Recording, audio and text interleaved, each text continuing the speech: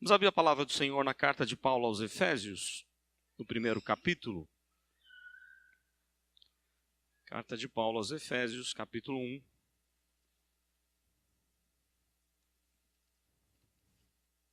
Nós vamos fazer a leitura até o verso 12, tá? Efésios 1, de 1 a 12.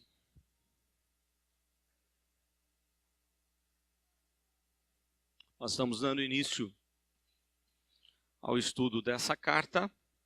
A nossa ideia é gastarmos ou investirmos alguns domingos expondo o texto, todos os versículos dessa carta, que é uma das mais magníficas cartas do apóstolo Paulo, uma das mais impactantes e práticas, apesar de ser também bastante teórica. Os 3 primeiros capítulos mais voltados para uma teoria, uma teologia bem consistente, fundamentada, reformada. Não é? Aquilo que nós cremos da nossa teologia reformada, se tivesse só essa carta, só os 3 primeiros capítulos de Paulo, já era suficiente para seguirmos a teologia reformada. E a prática dessa teologia a partir do capítulo 4, o que ela tem a ver com a nossa vida prática? Então é uma carta muito importante, tão importante que o fundador do presbiterianismo, John Knox, um grande reformador, aluno de João Calvino, ele, no seu leito de morte, era uma das cartas que ele pedia para sua família ler o tempo todo. Ele queria ler essa carta inteira, ou ouvir, né? Já que ele não conseguia mais ler. John Knox, fundador da igreja presbiteriana lá na Escócia e aluno do reformador João Calvino em Genebra. Então é uma carta, sem dúvida alguma, que traz grandes lições para a nossa vida. Nós esperamos que Deus esteja tratando do nosso coração, da nossa família, em todas as áreas que essa carta vem impactar totalmente a nossa vida. Vamos ler a palavra do Senhor, então, a partir do primeiro verso até o verso 12. Nos diz assim a palavra do Senhor. Paulo, apóstolo de Cristo Jesus, por vontade de Deus, aos santos que vivem em Éfeso e fiéis em Cristo Jesus, graça a vós outros e paz da parte de Deus, nosso Pai, e do Senhor Jesus Cristo.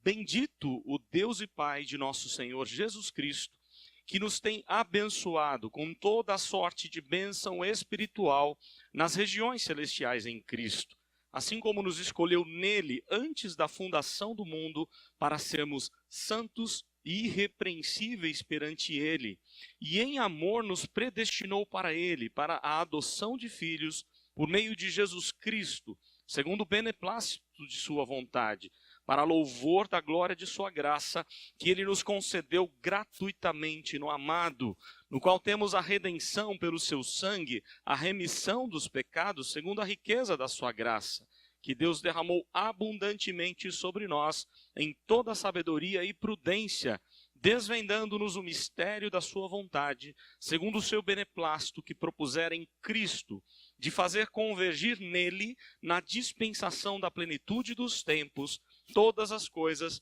tanto as do céu como as da terra.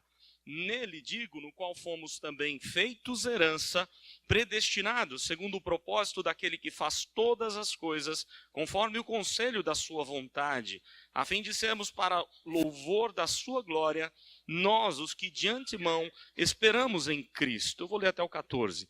Em quem também vós, depois que ouvistes a palavra da verdade, o evangelho da vossa salvação, tendo nele também crido, fostes selados com o Santo Espírito da promessa, o qual é o penhor da nossa herança, até o resgate de sua ou da sua propriedade, em louvor da sua glória. Vamos orar mais uma vez. Ó Deus, quando nós abrimos essa palavra tão magnífica, onde o teu servo, o apóstolo Paulo, se empolga, se emociona de ver a grande obra, a grandiosa obra da salvação, operada pelo Senhor, confirmada pelo teu Filho, realizada por Ele e trabalhada, aplicada no nosso coração por meio do teu Santo Espírito. Louvamos o teu nome, ó Deus, porque reconhecemos que é com amor eterno que o Senhor nos ama, que é com amor eterno que o Senhor nos escolheu. E te pedimos, ó Pai, que no estudo dessa palavra, ou ao estudarmos essa porção tão maravilhosa, que sejamos revigorados, reanimados, confortados por ela e também encorajados por ela, a vivermos de acordo com o plano do Senhor para a nossa vida, para que sejamos santos e irrepreensíveis perante o Senhor. Fica conosco, ó Deus, e ajuda-nos que o Teu Santo Espírito, o mesmo que inspirou Paulo a escrever essa palavra aqui, o Senhor mesmo, o Teu Santo Espírito, possa trabalhar no nosso coração e tirar de nós toda a venda dos nossos olhos para vermos a profundidade desses ensinos tão maravilhosos que o Senhor separou para a gente. Muito obrigado por tudo, oramos em nome de Jesus. Amém. Essa semana eu teria um módulo de... Aliás, eu fui para o módulo de Cosmovisão Reformada lá no Jumper, no Centro de Pós-Graduação Andrew Jumper. E eu achei curioso uma questão. Eu não consegui fazer o módulo. Por compromissos ministeriais, não consegui fazer o módulo. Mas só na introdução da aula, o professor citou um nome, contou rapidinho uma história bem resumida. E aquilo me chamou muita atenção. Eu fui muito impactado com aquela história. Eu fui pesquisar um pouquinho. É a história de Janusz Korczak. É um nome difícil, porque ele era um polonês, judeu polonês, nascido em Varsóvia. Ele nasceu em 1878, 22 de julho de 78. E esse homem amava criança. E o seu amor pelas crianças era tão grande que ele resolveu fazer medicina e se tornou um grande pediatra. Também ele fez pedagogia e se tornou um excelente escritor para crianças. Junto do seu interesse pelas crianças, este homem resolveu fundar um orfanato. E ele foi um diretor de um orfanato com 180 crianças. Mas infelizmente, aliás, esse orfanato era tão importante que foi elogiado. Jean Piaget, um grande pedagogo, ele foi visitar o orfanato e elogiou o trabalho desse homem, o cuidado e o quanto ele revolucionou o cuidado e a educação das crianças. Mas chegou a Segunda Guerra Mundial. E num certo período, os judeus, aquelas crianças, os 180 crianças, o orfanato foi fechado e aquelas 180 crianças foram levadas para o campo de concentração. E aquele homem não se conformou com isso, ele foi junto com elas. E as pessoas tentando falar com ele, você está louco? Você vai para o campo de concentração com elas? E ele foi junto com elas. E ficou lá por um tempo com aquelas crianças, até chegar o dia 6 de agosto de 1942, quando os judeus foram pegar aquelas crianças do campo de concentração e levar para a câmara de gás e matar cada uma das 180 crianças. Curioso é que aquele homem, de novo, foi junto com elas. E ele dizia assim: eu não posso deixar as minhas crianças sozinhas nesse momento difícil, porque elas precisam sentir segurança, mesmo diante da morte.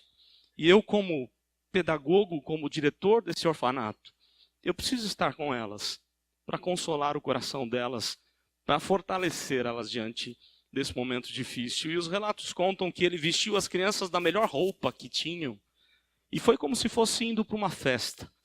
E ele todo feliz, né, com as crianças. Na verdade, ele sabia o que aconteceria, mas aquelas crianças só souberam no momento da morte. E quando eu olho para uma história dessa, tão bonita, eu fico pensando que ela conta apenas um pouquinho do amor do nosso Deus. Apenas um pouco. Deus é muito mais amoroso do que esse homem foi. Deus é muito mais presente do que ele foi na vida daquelas pessoas ou daquelas pequenas crianças do orfanato. E quando nós olhamos para essa carta ela é tão emocionante, esse trecho principalmente, porque eu não sei se você notou, esse texto ele não tem ponto, a não ser termina no verso 14. Paulo está se empolgando com aquilo que ele está escrevendo sobre Deus. E Paulo vai entoando como se fosse um louvor, porque por 3 vezes ele volta para o assunto da glória de Deus. Tudo que Deus está fazendo é para a sua própria glória. Ele vai fazer isso no verso 6, ele vai fazer isso no verso 12 e ele vai fazer isso no verso 14, mostrando que o plano de Deus na eternidade é para a sua honra, para a sua glória. E Paulo vai se empolgando cada vez mais ao falar sobre esse plano eterno do grande amor do nosso Deus. É curioso o momento em que Paulo estava vivendo. Paulo estava preso quando escreveu essa carta. Já era perto da sua morte. É uma das cartas da prisão lá em Roma. E quando nós lembramos a chegada de Paulo em Éfeso, ele chega em Atos 19, ao registro da chegada dele, na sua terceira viagem missionária, e há um avivamento entre os efésios, a ponto de dos que serviam outros ídolos queimarem os seus livros de magia na praça, porque converteram-se ao Senhor. E Paulo fica ali por cerca de 3 anos pregando o evangelho em Éfeso. De Éfeso, essa palavra de Deus foi impactando o coração de toda a Ásia Menor. Aquelas 7 igrejas do Apocalipse nasceram do ministério de Paulo em Éfeso. É o cumprimento de Atos 1:8, até os confins da terra. Se nós hoje conhecemos a palavra de Deus, é porque Paulo chegou em Éfeso. E de Éfeso, esse evangelho espalhou-se, testemunhando o grande poder da ação do Espírito de Deus, pregando Jesus e aplicando Jesus na vida dos crentes. Então Paulo, ele sai de lá, capítulo 20 de Atos, e há uma despedida, há um choro tremendo pela partida de Paulo, onde tentam persuadir Paulo, não vá embora, não volte para Jerusalém. E Paulo diz assim, eu preciso ir, e eu estou pronto a morrer por Jesus se for preciso. Paulo vai então para Jerusalém, é preso lá, tentam matar Paulo, ele é preso, ele apela para César, vai ser julgado em Roma, e ele está preso em Roma enquanto escreve a carta aos Efésios. Porque provavelmente ele ouviu a tristeza do coração dos Efésios, e eles estavam preocupados com Paulo. Como é que será que Paulo está na prisão? Paulo então escreve essa carta mostrando claramente para eles que Deus tem o poder e o controle sobre todas as coisas, e que mesmo ele lá na prisão, tem um propósito eterno da parte de Deus. Deus sempre faz o melhor. Deus não erra. Mesmo diante das lutas da vida, nós podemos confiar no grande amor de Deus, porque Ele está no controle e Ele determinou todas as coisas antes que elas mesmas viessem a existir. Esse é o assunto de Paulo. E ele vai fazer isso, nós vamos ficar hoje só com 2 partes desse texto, que é a parte que fala com referência ao plano do Pai, a ação do Pai na salvação, Deus Pai, e a ação do Deus Filho, Jesus. Depois tem aqui a ação do Espírito Santo, e em cada porção Paulo termina com oração. É curioso isso. Paulo, com tanta bagagem teológica, mostrando questões tão profundas da teologia, mistérios que nós mesmos não conseguimos decifrar, e ele termina sempre com oração. Em todo o tempo da carta, ele ora no 1º capítulo, ele ora lá no 3º capítulo, quando ele termina um assunto importante, quando ele termina a parte teórica, teológica, depois ele vai orar ou terminar a sua carta mostrando a importância da oração. No capítulo 6, quando depois de tanta prática que ele nos ensina para sermos cheios do Espírito, ele termina também dependendo de Deus em oração. E aqui é um cântico maravilhoso de Paulo, e eu queria então compartilhar algumas coisas. Os 2 primeiros versos é a introdução, ou a saudação da carta, onde ele coloca, Paulo, apóstolo de Cristo Jesus, por vontade de Deus. Isso é curioso, porque nós estamos vivendo numa época em que aquele que quiser se intitula apóstolo, não é? Mas não era assim com Paulo, não foi ele que quis ser apóstolo. Ele diz por vontade de Deus. E havia o reconhecimento, não no primeiro momento, a gente sabe que não, mas depois os próprios apóstolos que conviveram, caminharam com Jesus, reconheceram que Paulo era um apóstolo fora do tempo. Que Paulo era, sem dúvida, o último apóstolo. Não há mais apóstolos no nosso tempo. Então as pessoas hoje, elas se auto-intitulam apóstolos, como que achando que o apóstolo é melhor do que o outro, não é? Achando que há uma graduação aí entre pastor, bispo, apóstolo, e já tem até pai apóstolo, tem tudo quanto é coisa estranha aí acontecendo no meio evangélico, né? Mas não é bíblico, porque o último apóstolo a gente sabe que foi o apóstolo Paulo, e não foi por vontade dele, ele deixa isso claro, foi providência, foi vontade de Deus, foi Deus quem quis fazer isso na vida dele. E aí olha só como ele coloca, né? Ele fala assim, aos santos que há ou que vivem em Éfeso e fiéis em Cristo Jesus. Os santos aqui não são pessoas perfeitas. Santos aqui não são ídolos. Santos são os crentes, né? Ele está dizendo os crentes santos e fiéis lá da igreja de Éfeso. Então, a palavra santo significa separado. A ideia, aliás, a palavra santo, lá no hebraico, ela já vindo, desde o tempo dos sacerdotes, ela tinha 2 nuances, 2 detalhes. A ideia de brilho e de separação. Alguém que é santificado tem que brilhar a luz de Deus e é separado para Deus, separado do pecado para um serviço especial para Deus. Essa é a ideia do crente. Nós somos separados para brilhar a luz de Cristo, não é? Vós sois a luz de Jesus. E nós somos separados para uma missão, ir de pregar o evangelho, testemunhai a todas as nações, né? Recebereis poder ao descer sobre vós o Espírito Santo e semeis testemunhas em todo lugar, é o que a palavra nos diz. Então, o apóstolo Paulo se coloca aqui como apóstolo pela vontade de Deus, destina essa carta aos santos e ele faz a saudação como de costume, né? Ele diz assim: graça a vós outros e paz da parte de Deus nosso Pai e do Senhor Jesus Cristo. Ele fala sobre a graça de Deus. A gente vai falar um pouquinho sobre graça e sobre a paz de Deus que esteja no coração de cada um dos crentes. E aí o verso 3, que é o que nos interessa aqui, que eu gostaria de compartilhar mais com a igreja, dos versos 3 a 6, é quando ele vai falar da obra do Pai na nossa vida, a obra de salvação de Deus na nossa vida. E ele começa com louvor. Ele diz assim: bendito Deus e Pai de nosso Senhor Jesus Cristo, que nos tem abençoado com toda sorte de bênção espiritual nas regiões celestiais em Cristo. Olha só. Primeiro ele faz um elogio a Deus, ele diz bendito. A palavra usada por Paulo é de onde vem, é uma palavra grega, de onde vem a expressão elogio. Louvor, elogio. Não é? Quando alguém faz uma coisa boa, a gente fala, é digno de louvor, é digno de ser louvado, de ser elogiado, não é isso? E aí Paulo vai fazer esse elogio a Deus.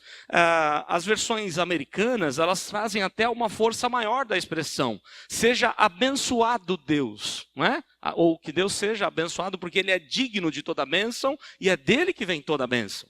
Não é da gente, mas é do próprio Deus. Então ele faz aqui um elogio dizendo: bendito seja o Deus e Pai de nosso Senhor Jesus Cristo. Por quê? Porque Ele nos tem abençoado com toda a sorte de bênção espiritual nas regiões celestiais. Vejam só o que Paulo está dizendo. Ele está dizendo que as bênçãos espirituais são muito melhores. E por que será que a gente está tão preocupado com as bênçãos materiais? Por que será que a gente fica tão aflito diante das situações difíceis da nossa vida, do nosso dia a dia? Ou quem sabe, o que vai acontecer com o nosso país, crise financeira, não é? A gente é tão apegado a esse mundo. A preocupação dos Efésios é: como é que será que Paulo está lá na cadeia? E Paulo está dizendo: olha, Deus tem coisa muito melhor para a gente. São bênçãos espirituais. E a gente tem que manter o foco nas bênçãos espirituais, porque elas são muito melhores do que as materiais. É verdade que Deus também dá as materiais. Não é? Toda bênção vem de Deus, até as materiais. Mas o foco de Paulo é: as bênçãos espirituais são muito melhores e é o motivo de louvor do apóstolo. Daí ele diz mais: e as bênçãos espirituais nas regiões celestiais em Cristo Jesus, né? A vida não foi planejada para você. A sua vida foi planejada para a glória de Deus, para Deus viver eternamente com você. Esse é o plano de Deus, esse é o plano de Deus para a gente. Por que Deus criou Adão e Eva? Para ter intimidade com eles. Mas eles quebraram aquela intimidade. Nós quebramos, o pecado trouxe morte. E aí Paulo está dizendo: olha, o foco é a vida do céu, ou a vinda do reino de Deus de uma forma mais plena, mais completamente plena em Cristo. Não é? Então o foco de Paulo, ele está fazendo a gente compreender, ou aqueles crentes em Éfeso e a gente também, que a gente tem que olhar para as coisas de Deus, as coisas espirituais, e não olhar para as coisas desse mundo. Porque as coisas desse mundo são passageiras, e o inimigo pode tomar de alguma forma, mas a espiritual ninguém toma. Aliás, Pedro começa a sua carta de maneira semelhante. Pedro diz que há uma herança incorruptível, intocável. O inimigo não pode tirar essa herança da gente, que é a bênção da herança da vida eterna, a bênção celestial. E aí Paulo vai falar agora de uma forma mais plena, ou mais detalhista, do que o Pai fez na obra da salvação. Verso 4. Onde ele diz assim: assim, falando do Pai, né, Deus Pai, assim como nos escolheu nele antes da fundação do mundo, para sermos santos e irrepreensíveis perante ele. Vejam só, o texto diz que Deus nos escolheu. Então não foi você quem escolheu a Deus. Aliás, eu gosto da argumentação do Hershey Sproul, que ele diz assim: foi você que escolheu a Deus. Mas você só escolheu a Deus porque Deus escolheu você primeiro. Porque Deus trabalhou no seu coração primeiro. A escolha é tua, mas porque Deus tocou no seu coração. Porque se Deus não tocar no seu coração, você não escolhe a Deus. Mas essa escolha da parte do Pai foi feita em que momento? O texto deixa muito claro que essa escolha de um povo para si, para viver com Deus na eternidade, para se curvar diante de Cristo como Senhor da sua vida, esse povo foi escolhido onde? Antes da fundação do mundo. Antes de Deus criar todas as coisas. Então não havia nada em nós que pudesse agradar a Deus ou justificar essa escolha. Talvez você pense assim, não, eu fui escolhido porque eu sou muito legal, sou muito bonzinho. Será mesmo? Não é? A palavra de Deus diz que com o pecado, nossa natureza tornou-se depravada, totalmente depravada. Mas então não foi porque havia algo de bom em nós, porque aquilo que Deus fez foi lá na fundação, ou antes, aliás, da fundação do mundo, quando ele começou a planejar todas as coisas. Também não foi porque Deus achou ou sabia quem ia crer. Como argumentam alguns, Deus sabia que o Mário ia crer no Senhor Jesus, então eu vou escolher o Mário. Não é isso que o texto está dizendo. O texto é muito claro quando coloca toda a glória em Deus. Não havia nada em nós para que Deus nos escolhesse. Por isso que ele termina o verso 6, o verso 12 e o verso 14 dizendo, a glória é de Deus. Por isso que João, ao escrever o seu evangelho, ele diz que não nasceram, nós somos filhos de Deus, mas não nascemos da nossa vontade, mas da vontade de Deus. Foi Deus quem quis nos escolher, foi Deus quem quis ter para si um povo daqueles todos que ele havia criado. E aí o texto fala mais. Ele escolheu para ser o quê? Não é? Enquanto a gente fica muitas vezes discutindo os mistérios de Deus, por que Deus me escolheu? Eu não sei. Eu sou tão pecador como qualquer um. Não é? Todos nós pecamos, a Bíblia deixa isso claro. Todos pecaram, estão carentes, separados da glória de Deus. Por que Deus me escolheu? Nós não sabemos o porquê Deus escolhe um povo e não escolhe outro. Não é? Agora, o que o texto mostra claramente é para que Deus os escolheu. Isso é claro, isso é bíblico, isso está revelado. As coisas encobertas, a motivação que estava no coração de Deus, ele não quis revelar. Deuteronômio 29 diz o quê? 29. As coisas encobertas pertencem a Deus. As reveladas a nós e a nossos filhos. E o que ele revelou é, nós fomos escolhidos para sermos, e que diz aí o verso 4, para sermos santos e irrepreensíveis perante ele e em amor. Olha só, esse é o alvo da nossa escolha. Deus quer nos fazer santo, assim como o seu Filho é santo. Esse é o ensinamento do Novo Testamento. O que Deus está fazendo com a gente é que nós sejamos parecidos com Jesus. Jesus é totalmente santo. Então é legal quando a gente canta um hino, um cântico, né? Como a gente acabou de fazer. Mas será que no dia a dia a gente está vivendo nessa santidade? Né? Tem hinos maravilhosos, santo, santo, santo, Deus onipotente. Né? Tem cânticos diversos que falam da santidade de Deus. Mas cantar é fácil, o problema é viver essa santidade. O problema é ser parecido com Jesus, mas é para isso que Deus nos escolheu, para sermos parecidos com o Senhor Jesus, para sermos santos e irrepreensíveis perante Ele. O mesmo Deus que nos escolheu é o mesmo que promove a santificação na nossa vida.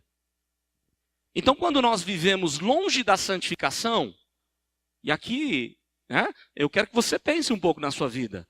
Se porventura você não tem desejo de buscar uma vida santa, pelo menos o desejo, não estou dizendo que você esteja buscando viver de maneira santa, mas se você ao menos nem deseja viver, será mesmo que a graça de Deus atingiu o seu coração? Será que você compreendeu mesmo o plano de salvação? Porque muitos hoje têm usado a ideia de eleição para justificar seus erros. Eu sou escolhido, mesmo que eu peque, mesmo que eu faça o que eu quiser da minha vida, Deus me elegeu. Se você pensa assim, você pode fazer o que você quiser da sua vida porque Deus te elegeu, então é sinal de que você não é um eleito de Deus. O eleito vive de maneira santa e irrepreensível perante Deus. Ele vive na dependência de Deus. Eu falava hoje pela manhã, na classe dos casais, que o único ser que é livre é quem? É Deus. Se você acha que você é livre, então pare de respirar. Foi isso que eu falei para a classe, não foi? Você está achando que você é livre, que você não precisa dessas instruções de Deus? Pare de respirar e veja se você consegue viver quantos minutos. Pare de beber água e veja quantos dias você consegue viver. Todos os seres são dependentes de Deus, mas Deus é o único livre. Então nós temos, como escolhidos de Deus, nós estamos totalmente dependentes dele, nós precisamos caminhar em santificação, nós precisamos buscar esse alvo, porque é para isso que ele nos escolheu, para sermos santos e irrepreensíveis perante ele. Aí o texto diz mais, né? Aliás, vou falar um pouco mais sobre essa questão.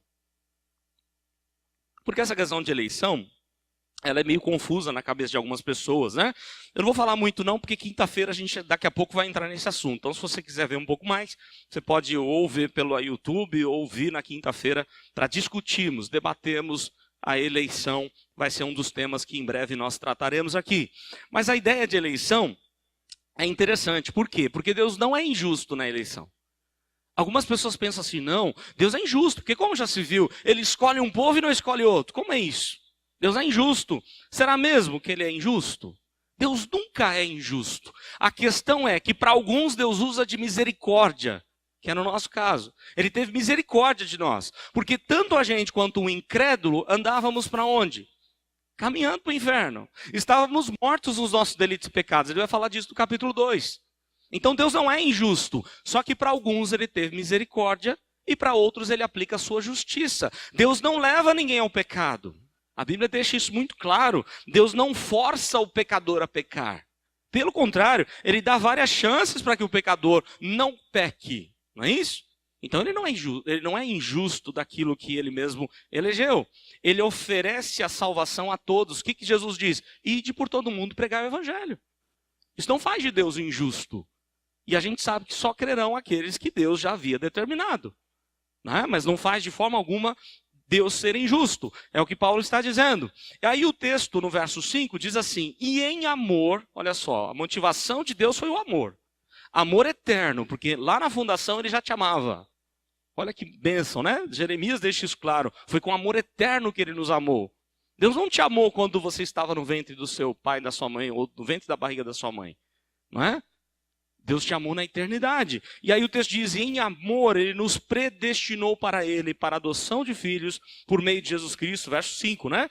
Segundo o beneplácito da sua vontade. Há muita confusão sobre predestinação e eleição. Eleição é quando Deus separa um povo para si. Esse é meu povo. Deus, lá na eternidade, determinou, esse vai ser o meu povo. Eu vou tratar desse povo, eu vou viver eternamente com esse povo. Ele elegeu esse povo. E aí, a predestinação é o destino que Deus vai dar. Quem dá o destino da vida eterna é Deus. O homem não pode decidir por si mesmo, porque ele está cego nos seus delitos e pecados. Ele está morto. Um morto pode tomar alguma decisão? Quando você se aproxima de um morto, você consegue alguma resposta da parte dele? Não, toda a humanidade está morta nos seus delitos e pecados, ele vai falar no capítulo 2. E aqui fica claro que Deus predestinou a gente para quê? Para a vida eterna. A grande confusão é que há pessoas que usam o termo predestinação para todas as coisas da vida, e não é bem assim. O termo teológico, predestinação, conforme Paulo usa aqui, tem a ver com salvação. Essa doutrina de Deus ter decretado todas as coisas, todos os nossos dias estão contados, determinados, Salmo 139 diz isso, é uma outra doutrina chamada providência de Deus que vai tratar desse tema. Mas aqui não é o assunto de Paulo. Paulo está falando sobre predestinação, Paulo está falando sobre eleição, está falando sobre a salvação da humanidade. Então, quando a gente usa o termo predestinação, nós estamos dizendo que Deus determinou o nosso fim. Nós iremos viver a eternidade com Deus ou a vida eterna com o Senhor. E se depende de Deus, o que a gente tem que fazer? Pedir a Ele misericórdia e graça. Se a salvação depende de Deus, aliás, lembram a oração de Jonas lá no ventre do peixe? Ele diz assim, a salvação pertence ao Senhor. Se pertence a Deus, cabe a nós crentes, ou mesmo, né? Aqui hoje, se de repente você ainda não tem Jesus, cabe a você pedir misericórdia de Deus. Cabe a você clamar, Senhor, tem misericórdia, porque até então eu achava que era eu que ia te escolher. Mas não é. A Bíblia diz que não somos nós, mas é Deus quem nos escolhe. Então nós precisamos pedir o perdão de Deus, precisamos buscar a graça de Deus, e Deus vai trabalhar no coração daqueles a quem Ele já chamou. O texto vai falar para a gente agora no verso 6, diz assim, para louvor da glória da sua graça, que Ele nos concedeu gratuitamente no amado. Olha só, o texto vai terminar falando da glória de Deus, da graça de Deus. Né? E vai fazer uma questão aqui muito interessante. Graça gratuita. Você parou para pensar nisso? Mas toda graça é de graça. Graça é presente. Ou quando você entrega um presente para alguém, você cobra. Você vai no aniversário, entregou um presente, mas custou tanto, hein? Não. O texto fala que graça de Deus é gratuita, né? Ele não cobra por isso. Mas a ênfase do texto é, essa graça é de graça. Você não precisa fazer nada a não ser aquilo que Jesus fez. No amado é uma referência ao próprio Cristo. A palavra aqui usada, ela é interessante. E eu queria contar uma historinha que eu já contei algumas vezes. A palavra graça é magnífica. Porque a gente tem a tendência de achar que graça é favor imerecido. Mas graça é muito mais do que favor imerecido. E eu vou voltar a repetir a ilustração, a historinha que já contei algumas vezes, que está lá no livro de Pink, Arthur Pink, no livro Deus é Soberano, quando ele conta a seguinte questão. Você conhece alguém que cresceu com você, e essa pessoa nunca quis saber de ouvir os pais, de estudar, de trabalhar. A pessoa está numa situação miserável da vida, virou um mendigo. E você tentou ajudá-la, né, e deu conselhos para que ela não vivesse daquela forma. E aí ela vem, bate na sua porta e pede um prato de comida para você. Se você ajudar, isso é favor imerecido. Ok? Se você der um prato de comida para quem não merece, isso é um favor imerecido. Aí o Arthur Pink diz assim, graça é muito mais do que isso. Graça, ele fala assim, aquela mesma pessoa que você sabe que não merece aquele prato de comida, ela entra na sua casa, ela quebra tudo que você tem e ao sair ela mata o seu único filho. E ainda assim você, por amor a essa pessoa, dá um prato de comida. Isso é graça.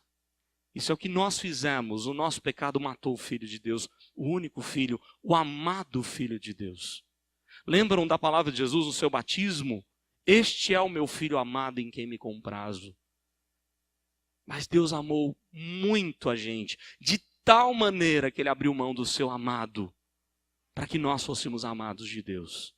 Para que nós fôssemos transformados por Deus, para que nós fôssemos do Senhor para sempre. Aliás, eu esqueci de dar esse detalhe, o texto deixa isso claro, nós somos predestinados para Ele, para a glória de Deus. Nós não somos da gente mesmo, a nossa vida não é nossa, nós somos povo de propriedade exclusiva do Senhor.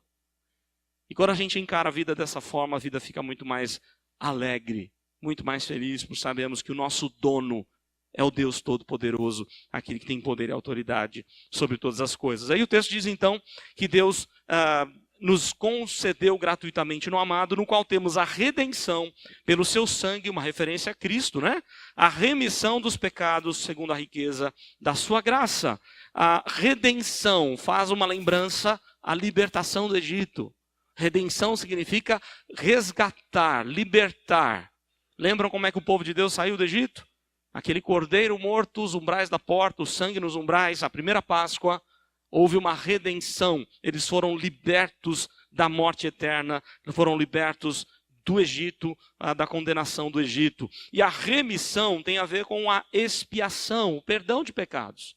Deus nos comprou, nos libertando, e nos perdoou. Ele não só nos comprou, Ele nos perdoa totalmente dos nossos pecados. E aí o verso 8 diz que Deus derramou abundantemente sobre nós em toda a sabedoria e prudência, desvendando-nos o mistério da sua vontade, verso 9, segundo o seu beneplácito, a sua vontade agradável, que propuser em Cristo, de fazer convergir nele, na dispensação da plenitude dos tempos, todas as coisas, tanto as do céu como as da terra. Olha só o que o texto diz no verso 9. Deus desvendou, Deus tirou a venda dos nossos olhos, Deus tirou a cegueira. E eu já disse aqui também na igreja, é curioso que você tenha vários milagres no Antigo Testamento. Até ressurreição você tem, certo? Mas você não tem registros no Antigo Testamento de cura de cegos. Porque só o Messias podia curar cego. Porque toda a humanidade está cega sem Jesus. Mas só Jesus pode tirar a cegueira. Só Jesus pode desvendar os mistérios de Deus. Então a cegueira física, ela simbolizava ali no Novo Testamento a própria cegueira espiritual. Deus então revela esse mistério em Cristo. Em Cristo nós temos a plenitude de Deus. E Jesus vem na plenitude do tempo. Vem no tempo exato, no tempo certo. Deus trabalhou todos os reinos. Deus governando a história. Levantou imperadores para preparar a chegada do Messias. Se Jesus tivesse vindo em outro tempo, nada teria dado certo. Mas os gregos deram um mundo globalizado para o evangelho se espalhar. Os romanos deram boas estradas e uma legislação um pouco melhor para que os pregadores, os missionários pudessem espalhar a mensagem no mundo globalizado. Deus usou até os romanos para cumprir os seus propósitos eternos. Deus usou os gregos, Deus usou todas as nações. Aliás, Ele usa quem Ele quer. Ele usa todas as pessoas para fazer sempre o que Ele quer. E convergir as coisas para Jesus. Apontar para o seu Filho. Conforme diz lá em Colossenses, aprove ao Pai colocar o Filho no centro. Todas as coisas apontam para Jesus. Ele é o alvo de toda glória. Nele ou sob os seus pés, debaixo dos seus pés, todos se curvarão, dobrarão, confessarão que Ele é o Senhor de todas as coisas, que Ele é o Rei dos reis e Senhor dos senhores. Então Deus Pai quis colocar Cristo no centro de todas as coisas. E aí o texto diz, verso 11, nele, em Cristo, digo, no qual fomos também feitos herança, predestinados segundo o propósito daquele que faz todas as coisas conforme o conselho da sua vontade, a fim de sermos para a glória ou para o louvor da sua glória, nós os que de antemão esperamos em Cristo. Eu vou terminar fazendo algumas pequenas aplicações aqui. Primeira coisa que a gente olha para uma doutrina dessa, a primeira coisa que tem que vir à nossa mente é gratidão. Porque nós não somos melhores do que qualquer outra pessoa. Todos nós somos pecadores. Miseráveis pecadores. Mas um dia Deus nos escolheu. Quando foi? Lá na eternidade. E num tempo exato da história, Ele fez com que o Espírito Santo aplicasse a obra de Cristo para nós, para nos salvar. Então nós precisamos viver em gratidão. Nós precisamos viver em obediência. Porque nós somos eleitos para sermos santos perante Deus. Santos e irrepreensíveis. Nós precisamos ser mais dedicados na pregação da palavra. Porque alguns argumentam assim, se Deus já escolheu, para que eu vou pregar? Deus já escolheu. A motivação da pregação é porque cabe a Deus aplicar a salvação. Não depende do homem. Nós temos aqui os missionários que estão aí entregando a vida para a obra missionária. Se dependesse do ser humano querer ou não, era melhor ficar em casa, não é não? Para que vai viajar tantas horas, pegar um avião, passar por várias privações, sofrer riscos até? Se depende do homem aceitar ou não, melhor ficar em casa dormindo, assistindo televisão. Mas não depende de quem quer ou de quem corre, depende de Deus agir e agir com misericórdia, diz a Bíblia lá em Romanos 9. Depende de Deus atuar no coração, porque se coubesse ao homem, se era o homem que escolhesse, a Bíblia diz o quê? Que o homem jamais vai escolher as coisas de Deus. É Deus quem faz a obra, é Deus quem escolhe, é Deus quem providencia pessoas certas para estar do nosso lado. Para que possam olhar para a luz de Jesus através de nós, para que sejam impactados pela pregação do Evangelho, porque é assim que Deus escolheu salvar os eleitos, por meio da pregação da palavra. Que Deus assim nos ajude a confiar mais na pregação, confiar mais na oração. Nós temos um Deus que é todo poderoso, não depende do homem, toda a glória é de Deus, a Ele seja a glória por todo o século. Amém.